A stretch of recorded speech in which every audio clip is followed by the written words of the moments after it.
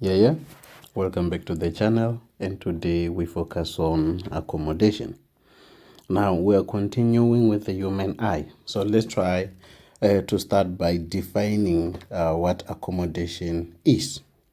Now, accommodation simply refers to the ability of the eye to alter the shape of the lens. This is what is going to be the main focus in this topic. So we are going to look at how the shape of the lens is going to be changed in the human eye. Now you may ask, why is it necessary for the shape of the lens to be altered or to be changed? Well, it is so that we have clear vision when you are viewing an object that is both near or far. So this tells us the following: the shape of the lens is not static. It does not remain one shape. It changes, and it is necessary for the shape of the lens to change. This is simply because when the shape of the lens changes, we are able to view things that are at varying distances clearly, right? Now, if we look at diagram 1 and diagram 2 respectively, there's something we're going to notice about the lens immediately. Now, we notice that the lens in diagram number 1, it is bigger, it is more thicker than the lens in diagram 2. So we describe the lens being bigger like this as being more convex. We say that the shape of that lens is more convex, so it is bigger. But when we look at the lens in diagram number 2, it is thinner than the lens in diagram number 1. And we describe this shape of the lens as simply being less convex, right? We simply describe it as being less convex. So here we've got our Sdudlanyana lens, and here we've got our slender, right? Now, what is the significance of the lens being more convex? Now, when the lens is more convex, this is when a person, me and you, were looking at an object that is near. That is when we're looking at an object that is near. So for a near object to appear clearly for me and you, the shape of the lens must be more convex. But if we are looking at an object that is distant, this is an object that is far, then the shape of the lens must be less convex. It is only when the shape of the lens is less convex that an image is going to appear very clearly, right? So when the lens is more convex, we're looking at an object that is near. When the lens is less convex, we're looking at an object that is distant. Now, how do we judge what distance is near and what distance is distant? It's far, right? For a near object, it is said that it has to be less than 6 meters away. It has to be less than 6 meters away. So for example, reading a book, that is going to be near vision. You are going to look at an object that is very close to the eye. But when we talk about distant vision, we're talking about a distance that is greater than 6 meters, right? So if an object is greater than 6 meters away, we describe an accommodation for distant vision. But if an object is less than 6 meters away, we describe accommodation for near vision. This is how it works. Now, for the shape of the lens to change, there are players that are going to play a role in the changing of this shape of the lens.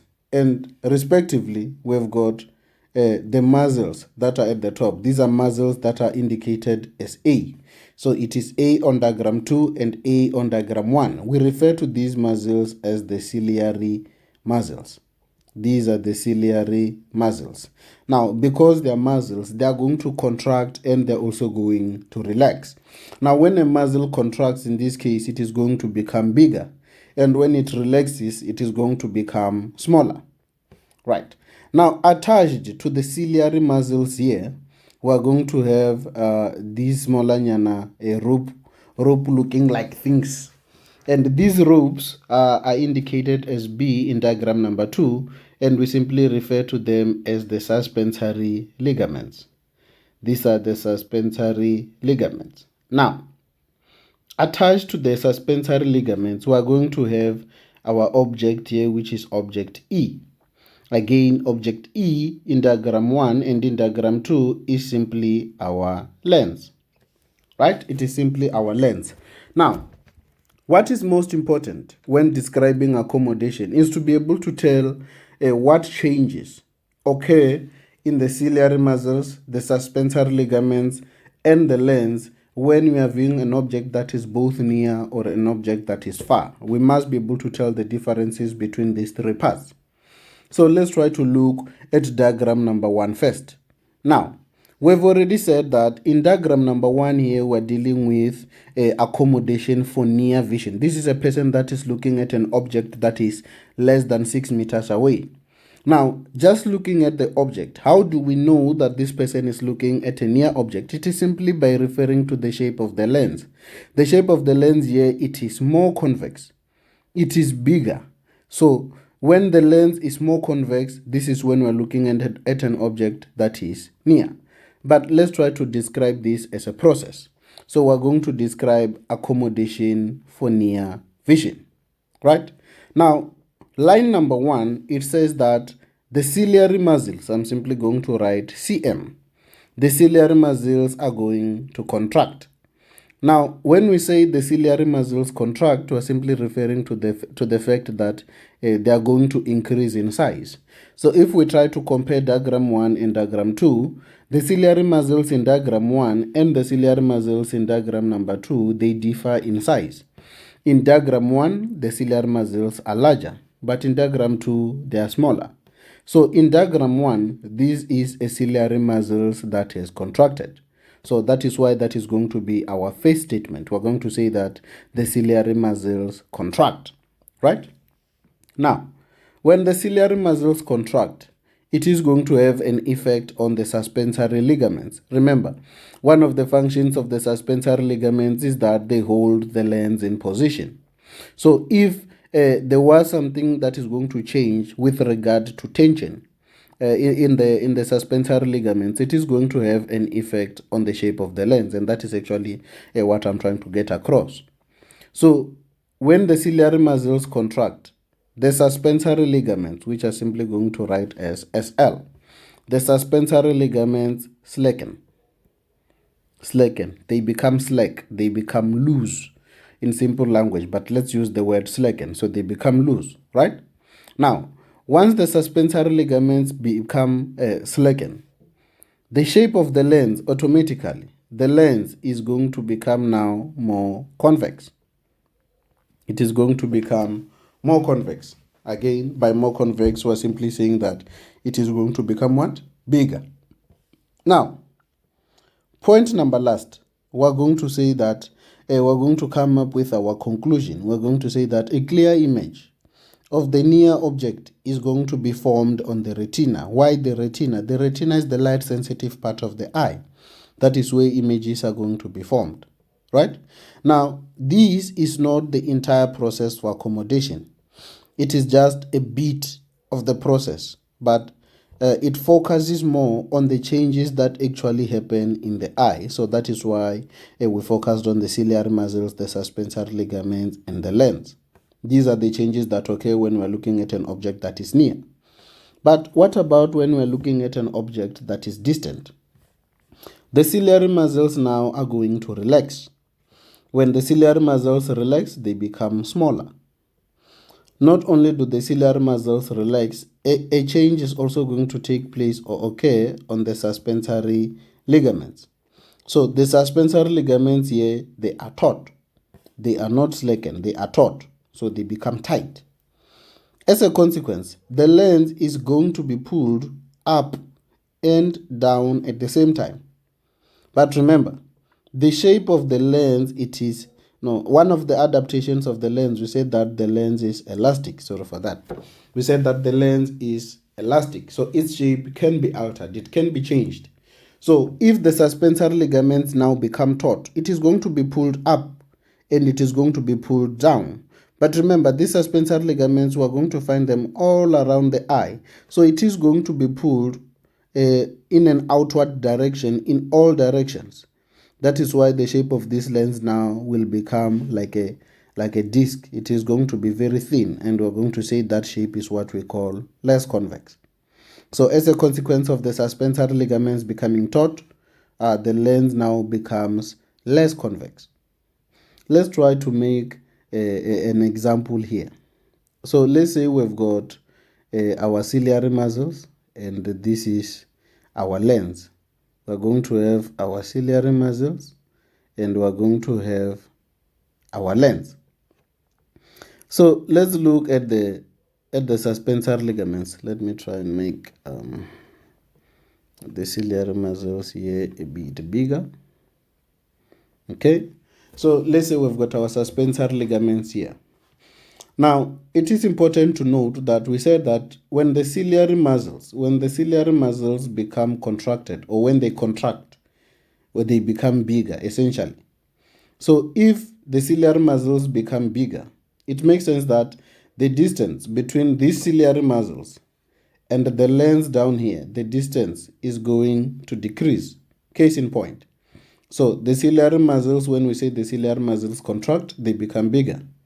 The position of the lens is going to remain the same, but the distance between the ciliary muscles and the lens will actually change, simply because the ciliary muscles, when we say it contracts, it becomes bigger. Therefore, it makes sense that the suspensory ligaments in between will become slack, simply because there is a smaller distance, so they become loose.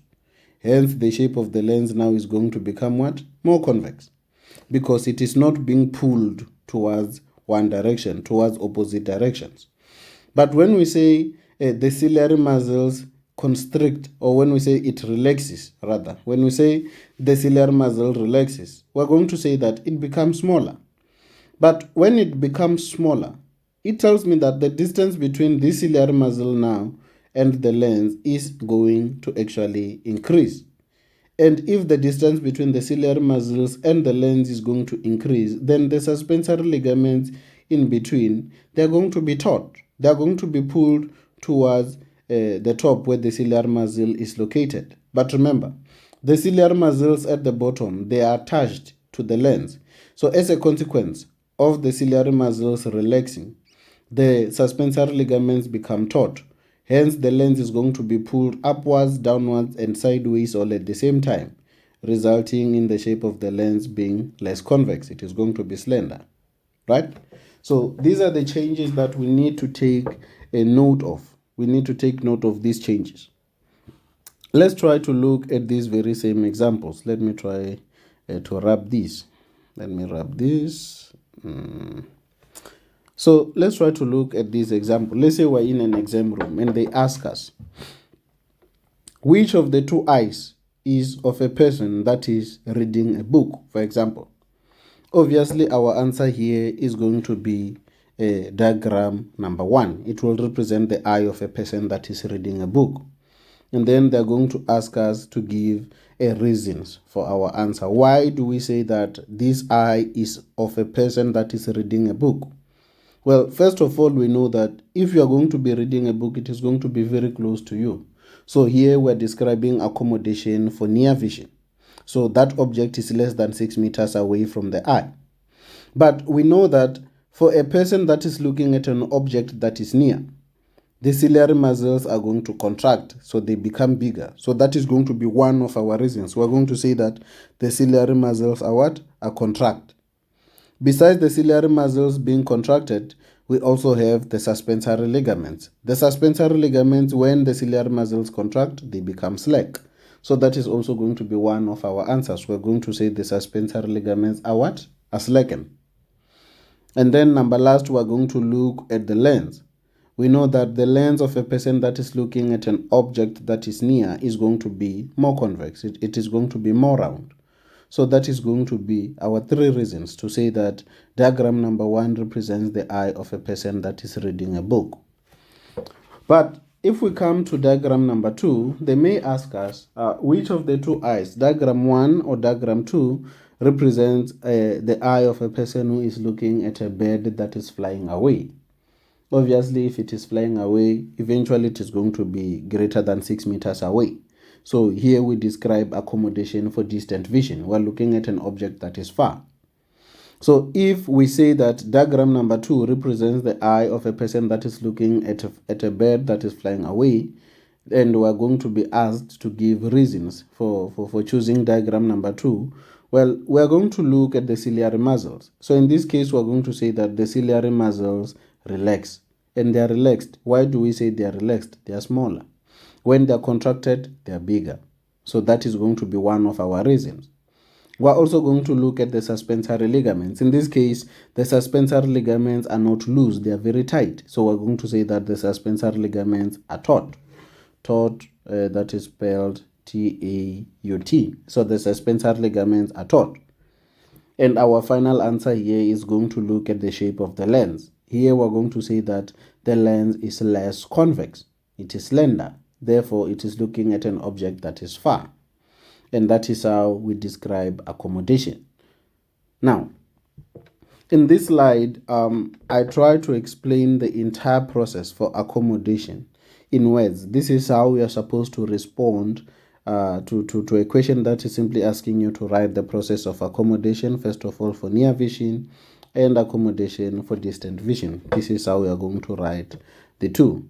Now, as you can see, it will be simpler for you to know one process and then just do the opposite for the other process. Hence, we say that in accommodation for near vision, the ciliary muscles contract. For distant vision, they're going to relax. So this is opposite language.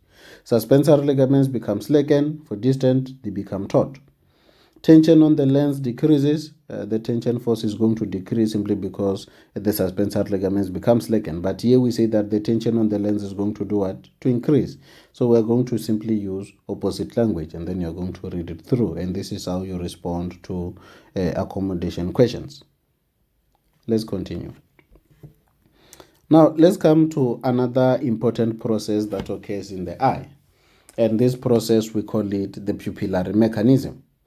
Now, pupillary mechanism simply refers to the process of adjusting the size of the pupil.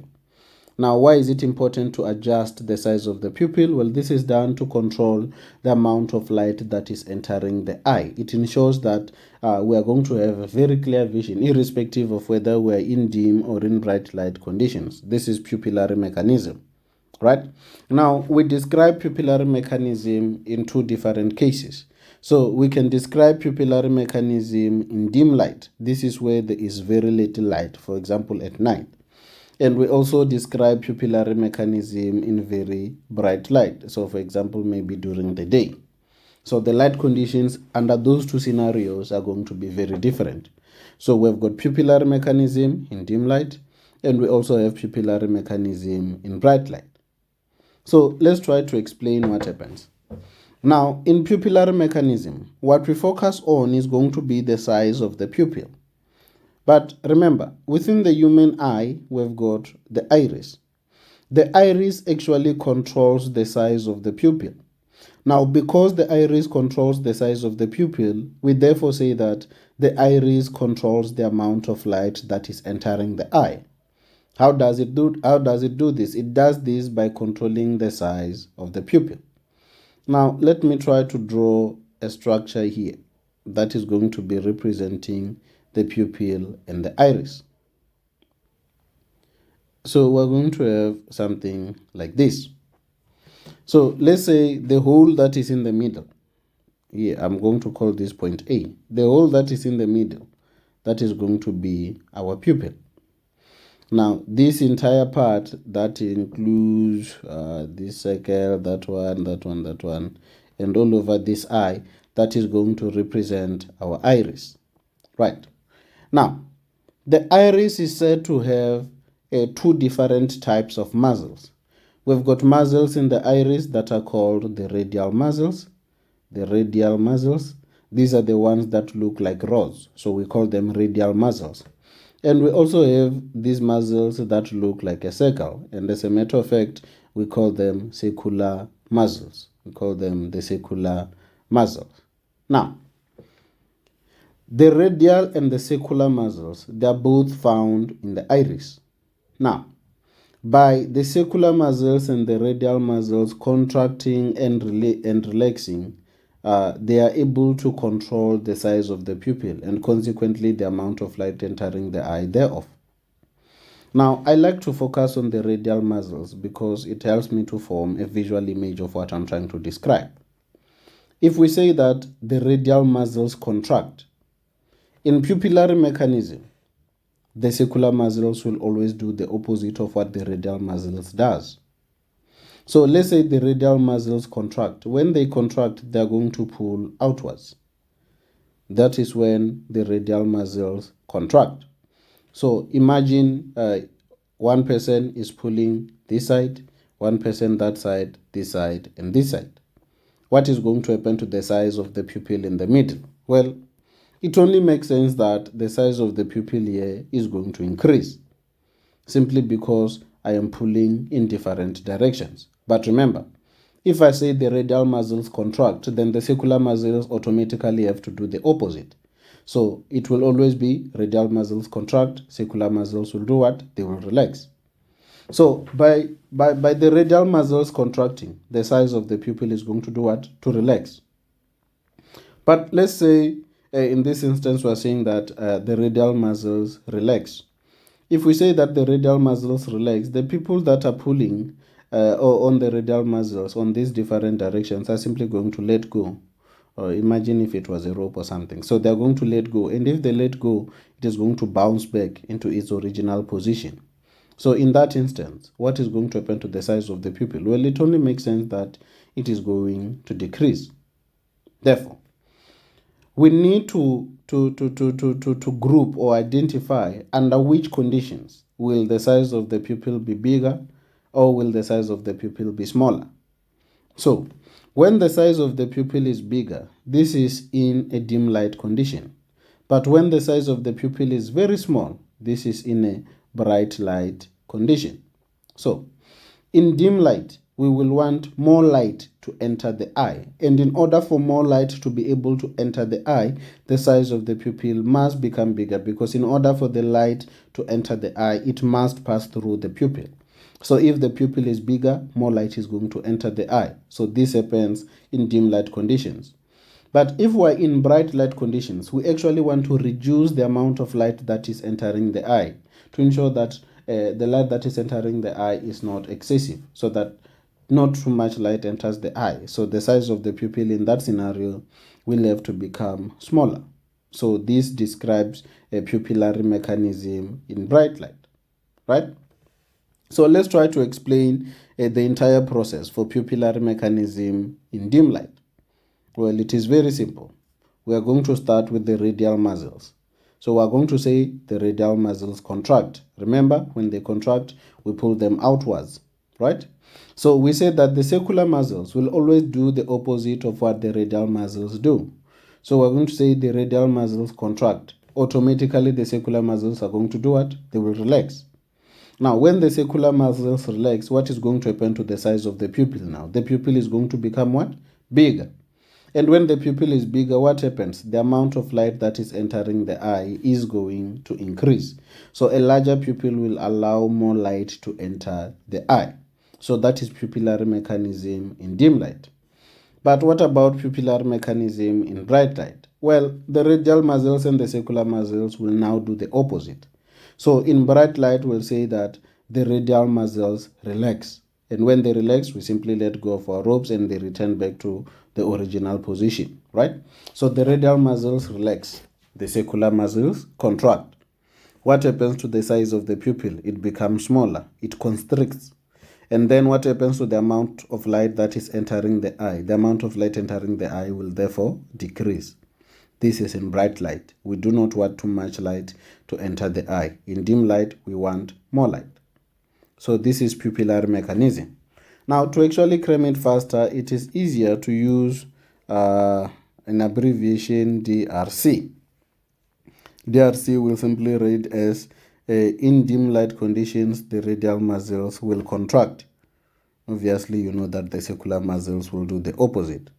Because it is in dim light, automatically we know that the size of the pupil has to become bigger.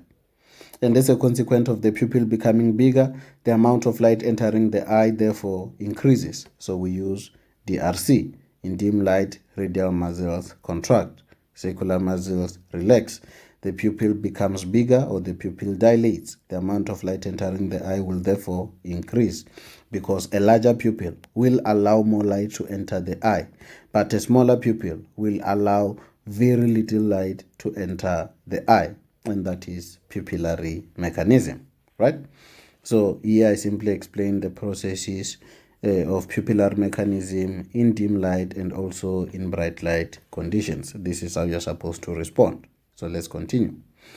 Now, let's look at diseases and disorders that affect the eye.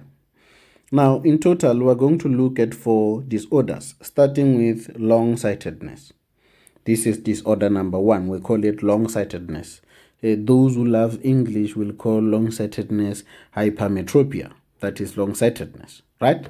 Now, if we're saying that long-sightedness is a disorder, what kind of disorder in the eye is long-sightedness? Well, it is said that people with long-sightedness are able to see objects that are distant very clearly, but objects that are near to this person, they are going to appear blurry. This is when a person has got long-sightedness. So objects that are far, greater than 6 meters away, they are going to appear very clearly. But objects that are near, they will appear blurry, right? That is a person who has long-sightedness. But let's look at the causes. What causes this long-sightedness? Number 1, it is said that the eyeball is too round. We're going to look at a diagram not so long from now. So the eyeball is too round. That is number 1. Number 2, it is said that it is the inability of the lens to become more convex. I want us to try and scrutinize this second point. So cause number 1, the eyeball is too round. Cause number 2, we've got an inability of the lens to become more convex. But we know the words more convex. We associate it with a lens that is that is bigger, right? And we know that when a person is looking at an object that is near, the shape of the lens must become more convex, right?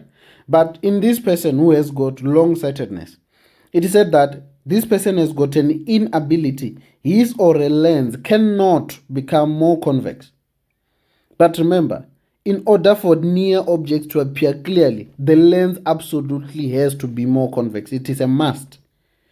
But since this person cannot be, his or her lens cannot become more convex, it means that even when this person is looking at an object that is near, his or her lens remains more or less convex. So it is unable to become more convex. Therefore, you are going to be looking at a near object with a lens that is less convex rather than more convex. Then it makes sense that the vision in this person is going to become blurry, because it is a must for the lens to become more convex so that a clear image of near objects is formed on the retina, right? Now, what treatment is there, if any, for long-sightedness? Well, since the problem is the lens becoming more convex, well, you can simply go to a doctor and they will prescribe lenses that have got glasses with convex lenses. So you are going to get these convex lenses and they are going to correct this short-sightedness. Therefore, by wearing glasses that have got these convex lenses, you are going to be able to look at an object that is near. It is going to appear clearly simply because you have got glasses that have got these convex lenses, right? So we solve this problem automatically. Let's try to look at an eye representing a person with long-sightedness. It is going to look something like this. Now, remember cause number 1, we said that the eyeball is too round. That was cause number 1. Number 2, we said that it is an inability of the lens to become more convex. The lens cannot become more convex. That was the problem. So, in an examination, they're going to set an eye that looks something like this. And what is going to help you come up with the answer as to which disorder is being represented in this diagram, it is actually these arrows that are drawn here. Now, these arrows represent the focus of light. They represent where light is going to be focused. But remember, for clear vision, light rays must fall on the retina. This is the light-sensitive part of the eye, simply because it contains photoreceptors. These are the rods and the cones. right? So here we've got our yellow spot. Remember, we said that the yellow spot is the center of clearest vision. And what makes it the center of clearest vision is the fact that there is a very high concentration of cones in the yellow spot, but there are no rods, right? So in order for vision to be very clear, these light rays must fall on the retina, on the yellow spot. But in this instance, the light rays are falling behind the retina. Now, because the light rays are falling behind the retina, this person is going to have blurry vision. The vision of this person is going to be blurry. This is simply because this is a U, by the way. This is a U, blurry, right?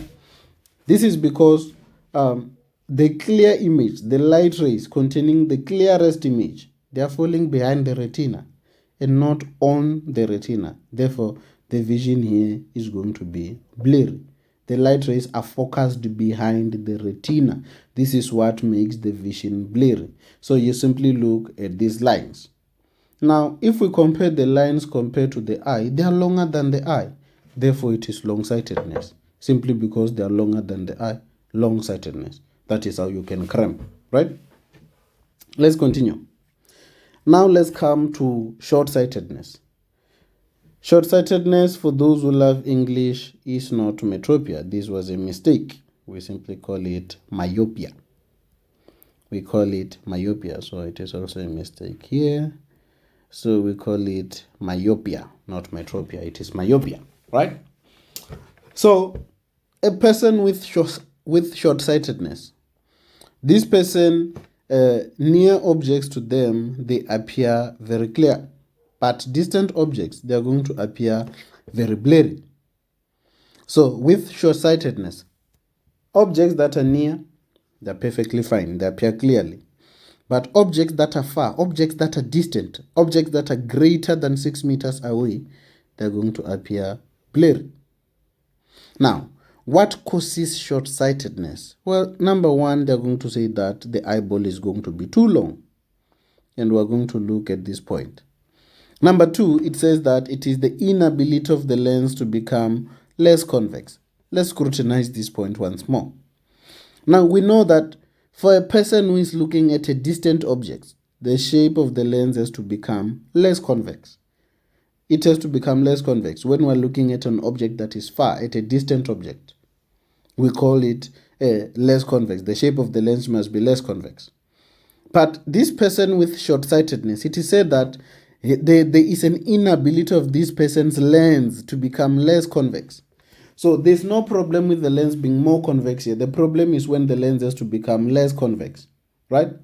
So when this person is looking at a distant object, the lens does not become less convex. It remains what? It remains more convex.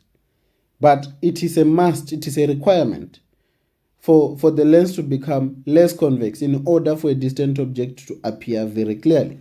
So this person's lens cannot become less convex. So even when this person is looking at a distant object, let's say that the lens is simply going to remain larger. It is going to remain more convex. And as a consequence, here the vision is going to be what? It is going to be blurry. Because in order for it to appear clearly, the lens must become less convex. Right. Now, what treatment is there for short-sightedness? How do we treat short-sightedness? Well, again, you can simply go to the doctor and he'll give you glasses with lenses this time that are concave. Concave lenses are used to treat short-sightedness. So concave, they're going to be something like this. It is a shape that looks something like this, right? So they're going to give you glasses with concave lenses and they're going to correct the problem of the lens not becoming less convex, and therefore also distant objects will now appear clearly. Because remember, with short-sightedness, with myopia, the problem is that distant objects appear blurry, but objects that are near, they appear perfectly fine, they're clear. Now, this is an eye that represents short-sightedness. Now, again, the lines that were given here, they simply represent light and where it is focused. But again, remember, in order for vision to be clear, the light rays must fall on the retina. Again, The retina, that is the center of vision. That is where images are going to be formed. And number D here simply represents our yellow spot. Remember, we said that the yellow spot is the center of clearest vision. It has got a high concentration of cones without any rods. But in this instance, the light rays for clearest vision, they are falling in front of the retina. They do not reach the retina. They fall in front of the retina. And as a consequence here, vision is going to be blurry when looking at a distant object, right? But how do you actually claim and know that this is the eye of a person with short-sightedness, with myopia? Well, let's try to look at these lines. They do not reach the retina, and therefore they are too short, right? And since the lines are too short, it tells us that it is which disorder? It is short-sightedness. With long-sightedness, they run all the way through and behind the eye, and we call that long-sightedness because the lines were too long. But here they are too short. They do not reach the retina, so this is short-sightedness. So here the eyeball is too long. Therefore, the light rays are unable to reach. But with long-sightedness, the eyeball is too round, and therefore the light rays were able to reach and pass. And that is how we described long-sightedness as well as short-sightedness. Let's continue. Disorder number 3, we're going to talk about what is called astigmatism. Now, astigmatism is said to be caused by the uneven curvature of the lens as well as the cornea. Well, let me make a dramatic drawing here. If this is the normal shape of a cornea or a lens, and let's just take it that this is a very smooth shape. Well, with astigmatism, the cornea will be something like this. Right? Again, this is a very exaggerated example, but this is simply representing an uneven curvature in the cornea as well as in the lens. Right. Now, what problem arises from this? Well, light rays are going to be focused on the retina, yes, but they are going to be focused unevenly. So if this was our yellow spot, which is our center of clearest vision, well, we may find that these light rays do not reach our yellow spot in the same angle, I will say. But the center of clearest vision is not concentrated on the retina, and also as a consequence here, vision is going to be blurry. That is a consequence of astigmatism. So we've got an uneven curvature of the lens as well as the cornea, right? So what symptoms are there for astigmatism? It is simply blurry images at all distances. Here it doesn't matter if the objects you are looking at are very clear or are very far. The vision is going to be blurry irregardless, simply because the light rays that are entering the eye are not going to be refracted and focused on the retina evenly. They are going to reach the retina at different angles, and as a consequence, vision here is going to become blurry. What is the treatment for astigmatism? Well, we may have laser therapy, which will try to rectify the problem here with the lens being unevenly curved. And we can also wear glasses with prescription lenses that can also be used as a treatment. Now let's look at cataracts. Now, cataracts is said to occur when the lens becomes cloudy, right? When the lens becomes cloudy, this cloudy thing, it looks like a cloud. That is why we're going to say it is cloudy. It is actually going to block the light that is entering the eye. So let's say this is our lens. So this cloudy thing is going to be in front of the lens. Let's say something like that. But this thing, it is also opaque. Opaque simply means it does not allow light to pass through. As such, when light rays reach the eye, they are unable to pass through this cataract. And if the light rays are unable to pass through the cataract, it tells us that no light rays are going to reach the retina. Therefore, the photoreceptors are not going to be stimulated. If they're not stimulated, there's no stimulus that is going to be converted into nerve impulse. No nerve impulse is going to be transported via the optic nerve to the cerebrum of the brain to be interpreted, and therefore that is going to result in blindness, right? But we may also have a cataract that is very small and the lens in this position. Well, you may be able to see here, but vision is going to be impacted because light rays coming from this angle will not be able to pass through this cataract. So here vision is going to be a bit blurry. It is not going to be very clearly. It is not going to be very clear, right? So this is essentially how a cataract works. It simply functions by blocking the light that is entering the eye, and therefore that is going to create problems. If it is large enough to block the entirety of the lens, then this is going to result in blindness. But if it is smaller, it is going to result in blurry vision, right? So these are the symptoms of cataracts. But is there treatment? Yes, it is there. It is simply surgery. During surgery, the ophthalmologist is simply going to suck out this cataract and also replace the lens, I think. And then that is going to solve the problem because it is going to be removed. And therefore light will be able to pass freely into the retina, where it is going to stimulate the photoreceptors, and they're going to convert the stimulus into nerve impulse and so on. This has been Hughes the Great. If you liked what we have to say, consider liking and subscribing to the channel. Until next time, bye-bye.